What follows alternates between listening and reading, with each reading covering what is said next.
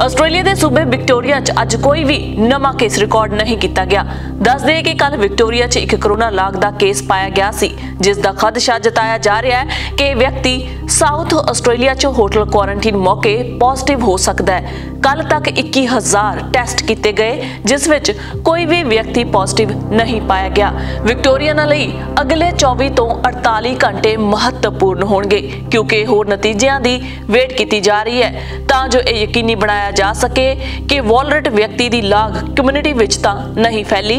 ਸਿਹਤ ਮੰਤਰੀ ਮਾਰਟਿਨ ਫੋਲੀ ਨੇ ਦੱਸਿਆ कि ਇਹ ਵਿਅਕਤੀ ਮਾਲਦੀਵ ਅਤੇ ਸਿੰਗਾਪੁਰ ਰਾਹੀਂ ਭਾਰਤ ਤੋਂ ਆਸਟ੍ਰੇਲੀਆ ਵਾਪਸ ਗਿਆ ਸੀ। 19 ਅਪ੍ਰੈਲ ਨੂੰ ਉਹ ਐਡੀਲੇਡ ਪਹੁੰਚਿਆ, ਜਿੱਥੇ ਉਸਨੇ ਹੋਟਲ ਕੁਆਰੰਟੀਨ ਵਿੱਚ 2 ਹਫ਼ਤੇ ਬਿਤਾਏ।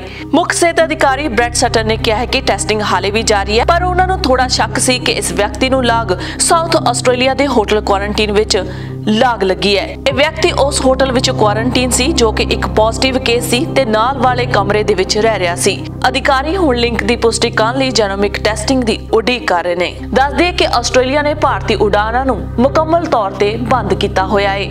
ਸਕਾਟ ਮੌਰਿਸਨ ਦਾ ਲਗਾਤਾਰ ਕਹਿਣਾ ਹੈ ਕਿ ਜਦੋਂ ਤੱਕ ਭਾਰਤ ਵਿੱਚ ਸਥਿਤੀ ਕਾਬੂ ਹੇਠ ਨਹੀਂ ਆ ਜਾਂਦੀ, ਉਦੋਂ ਤੱਕ ਉਹਨਾਂ ਨੂੰ ਆਪਣੇ ਦੇਸ਼ ਦੇ ਬਾਰਡਰ ਖੋਲਣ ਦੀ ਕੋਈ ਕਾਹਲ ਨਹੀਂ ਹੈ। Harjinder Kaur Mangat, Indus TV Australia.